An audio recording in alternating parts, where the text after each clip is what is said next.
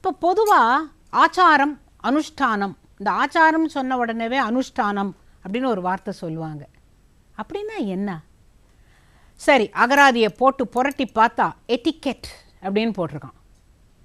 அதாவது வாழ்க்கையில் நீ ஒழுக வேண்டிய முறை, அதை எட்டிக்கெட் அப்படின்னு போட்டிருக்கான். இப்போ ஆச்சாரம் அப்படிங்கிறது காலையில் எழுந்திருக்கணும், பல்லு விளக்கணும், குளிக்கணும், திருநீர் வச்சுக்கணும், சாமி கும்பிடணும், முறையாக சாப்பிடணும், மரியாதையாக இருக்கணும், இதெல்லாம் ஆச்சாரம். அனுஷ்டானம் அப்படின்னாக்கா என்ன தெரியுமா சொல்கிறாங்க? நீங்கள் வாழற வாழ்க்கையில் எதெல்லாம் சேர்க்கக்கூடாதுன்னு சொல்லப்பட்டிருக்கிறதோ அதை சேர்க்காதீங்க. எதெல்லாம்? இப்போ ஒரு சாவு தீட்டு, பிறப்பு தீட்டு, மாத விளக்கு வீட்டில் தீட்டு, இதெல்லாம் நீங்கள் கலக்காமல் அதாவது இருக்கிற இடத்துல இருக்கட்டும். அதை ஒன்றும் இயற்கையை மாற்ற முடியாது. நீங்கள் அதுலேருந்து கொஞ்சம் சுத்தபத்தமாக இருந்து மற்ற காரியங்களை செய்யணும். இந்த ஒதுக்கி வைக்க வேண்டியவைகளை அப்பப்போ ஒதுக்கி வைக்கணும். அப்படிங்கிறது தான் ஆச்சாரம், அனுஷ்டானம் அப்படின்லாம் சொல்ல வச்சுருக்குறாங்க. சரி, அது என்ன ஆச்சாரங்கிறதுக்கு தமிழில் என்ன, ஏன் நீங்கள் சான்ஸ்கிரிட்டில் சொல்கிறீங்க அப்படின்னா, அவங்க பொதுவாகவே கோவிலில் அர்ச்சனை பூஜை அதெல்லாம் பண்ணுற அந்த சம்ஸ்கிருத மொழியோடு அவங்களுக்கு 2 மொழி இருக்கிறதுனால ஆச்சாரம் அனுஷ்டானம்ங்கிறது அவங்க சொல்லுவாங்க. நமக்கு வேற ஒன்றும் இல்லை, சுத்தபத்தமாக எப்படி இருக்கணுமோ அப்படி. இதுதாங்க இதுக்கு அர்த்தம், அவ்வளவுதான்.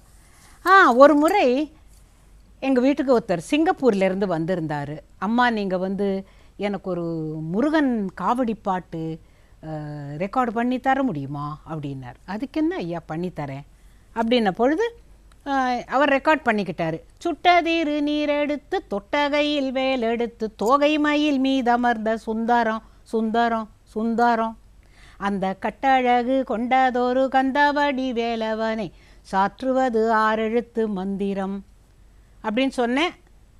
அடுத்து சொல்ல போகிறேன், அதுக்குள்ளே ஒருத்தர் வேக வேகமாக ஓடி வந்தார். கட்டழகு தந்ததொரு சுந்தரத்தை நெஞ்சில் அந்தி பகல் சிந்தனை செய் நெஞ்சமே, அந்த 6 எழுத்து மந்திரத்தை 6 எடுத்து ஓதினாலும் 6 முகம் நிற்கும் முன்னமே அப்படின்னு அந்த பாட்டை முடித்தேன். ஏன்னா இவர் வேலையை முடிக்கணுமே.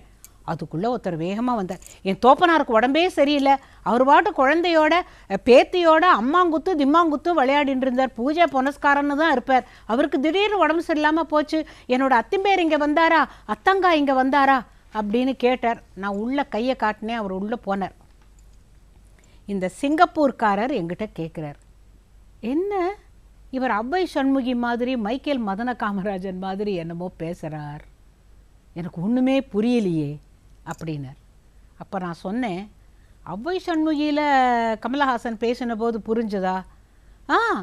அது அந்த ஐயர் மாமி மாதிரி அவர் பேசினார். அதே தான் இப்போ இவர் பேசினது அந்த ஐயர் தமிழ் தான் பேசினார். அது உங்களுக்கு விளக்கமாக சொன்னால் புரியும். அது என்ன, அது ஒரு மாதிரி இப்போ நீங்கள் என்ன சொல்கிறீங்க, வாட்லா போகலாம்லாங்கிறீங்கல்ல, சிங்கப்பூரில் வாப்பா போகலான்னு சொல்கிறது இல்லையே, வாட்லா. நீங்களே ஃபோனில் என்னோட பேசும்போது வாட்லா நல்லா இருக்கிறீங்களா லான்னு தானே கேட்டீங்க, அது என்ன லாலா? அந்தந்த இடத்துக்கு தகுந்தாப்பில் நம்ம வார்த்தைகளை மாற்றிக்கிறோம் இல்லைங்களா? இப்போது உங்கள் ஊரில் நீங்கள் வாட்லான்னு சொல்கிறீங்க, ஆனால் உங்களுக்கு பூர்வீகம் எது அப்படின்னு கேட்டேன். எனக்கு திருநெல்வேலி, நாங்கள் 6வது தலைமுறையாக சிங்கப்பூரில் இருக்கிறோம் அப்படின்னாரு. உங்கள் விஷயத்துக்கு அப்புறம் வரேன். இப்போ ஒருத்தர் வந்தாரே, என்ன சொன்னார்? அவர் சொன்னதை நான் அப்படியே சொல்கிறேன், என்ன புரியுது என்ன புரியலன்னு சொல்லுங்கள். என் தோப்பனாருக்கு திடீர்னு உடம்பு சரியில்லை, பேத்தியோட அம்மாங்குத்து திம்மாங்குத்து விளையாடின்னு இருந்தார், திடீர்னு உடம்பு முடியலடா அப்படின்னு விட்டார். அவர் உண்டு, பூஜை புனஸ்காரம் உண்டுன்னு இருந்தார், இப்படி உடம்புக்கு வந்துடுத்தே, என்னோட அத்திம்பேர் இங்கே வந்தாரா, என் அத்தங்கா இங்கே வந்தாரா, அழைச்சிட்டு போகணும். இதுதான் அவர் சொன்னது. இதில் உங்களுக்கு 2-3 வார்த்தை கூட புரியலையா? பேத்தி புரிஞ்சது, அம்மாங்குத்து திம்மாங்குத்து புரியலை, அப்புறம் உடம்பு சரியில்லை புரிஞ்சுது, அவ்வளவுதான், ஒன்றும் இல்லை. அவர் என்ன சொன்னார் தெரியுமா?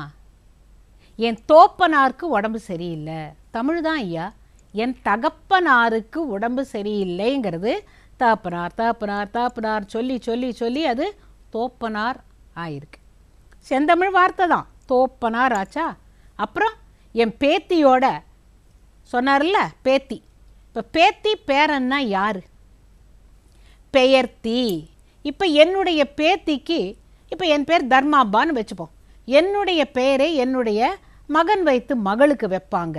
என்னுடைய பெயரை கொண்டவள் என்னுடைய பெயர்த்தி. அதே மாதிரி தான் பேரன், தாத்தாவுடைய பெயரை அந்த தன்னுடைய மகன் வைத்தோ அல்லது மகள் வைத்து குழந்தைக்கு வைக்கிறது பெயரன். பெயரன் பெயர்த்தி அப்படிங்கிறது நாளடைவில் மருவி மருவி மருவி, நம்ம என்ன சங்ககால தமிழாக பேசிகிட்டு இருக்கோம். பேரன் பெயர்த்தி மாறி இப்போ பேத்தின்னு சொல்கிறோம், பேரன்னு சொல்கிறோம். அம்மாங்குத்து திம்மாங்குத்து விளையாடிட்டு இருந்தாருன்னா என்ன அர்த்தம்னா அது ஒரு விளையாட்டுங்க. இப்போ கையை இப்படி வச்சுப்பாங்க, வச்சுக்கிட்டு அந்த சின்ன குழந்தைய, ஒரு 2.5 வயசு 3 வயசு குழந்தைய, நீ தாத்தா கையை குத்து அப்படின்னு சொல்லி தருவாங்க. இப்படி வச்சுக்கிட்டு அம்மாங்குத்து திம்மாங்குத்து பாட்டி குத்து பேரன் குத்து பிள்ளையார் குத்து பிடிச்சிக்கோ குத்து அப்படிங்கிறப்போது அந்த குழந்தைக்கு தெரியும் பிள்ளையார் குத்து வந்த உடனே நம்மளை கைக்குள்ளே பிடிச்சிப்பாங்கன்னு குத்திட்டு உடனே கையை எடுத்துரும். இது ஒரு விளையாட்டு. இந்த வயசானவங்களுக்கு பயத்தில் இந்த குழந்தைகளை உட்கார வச்சுக்கிட்டு இப்படியெல்லாம் விளையாடிட்டு இருந்த பொழுது அவருக்கு திடீரென்று உடம்பு சரியில்லை. பூஜை புனஸ்காரம்னு இருந்தவருக்கு இப்படி வந்துடுத்தே அப்படின்னு சொன்னார் இல்லையா. பூஜைனா அர்ச்சிப்பது, பூவை எடுத்து சிவாய நமக அல்லது முருகா போற்றி கந்தவடிவேலே போற்றின்னு பூவால் போடுறது பூஜை. புனஸ்காரம் அப்படிங்கிறது அதோடு விட்டுடுறது இல்லை. அந்த பூஜையை பண்ணிவிட்டு ஒரு பிரசாதமெல்லாம் கொண்டு வச்சுட்டு தூப தீப நைவேத்தியம்க்கு பிறகு தீபாராதனை காட்டுறது ஒரு முறை வச்சுருக்காங்கல்ல. பூஜை புனனாக்கா அடுத்து செய்கின்ற விஷயங்கள் இதுதாங்க ஆச்சாரம். அனுஷ்டானம்னா உங்களுக்கு புரியலை. பூஜை புனஸ்காரம்னா இதுதான் செய்வதை முறையாக செய். இதைத்தான் பெரியவங்க சொல்லி வச்சுருக்கிறதா அவங்க சொல்கிறாங்க. சரி, அப்புறமா என்னமோ அத்திம்பேர் எவ்வளவு அழகான தமிழ் வார்த்தை தெரியுமா? உங்களால் நம்ப முடியல. அத்தையின் அன்பர்.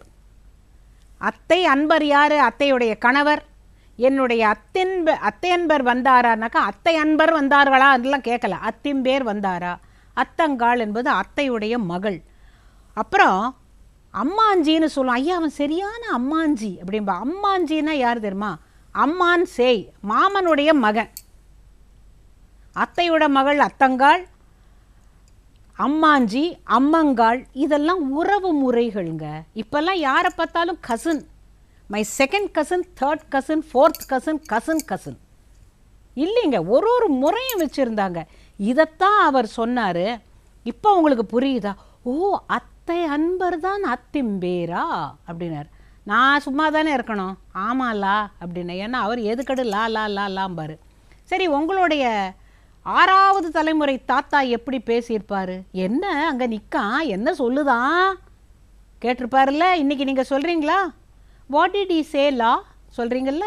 எங்கே போச்சு இந்த 6 தலைமுறை?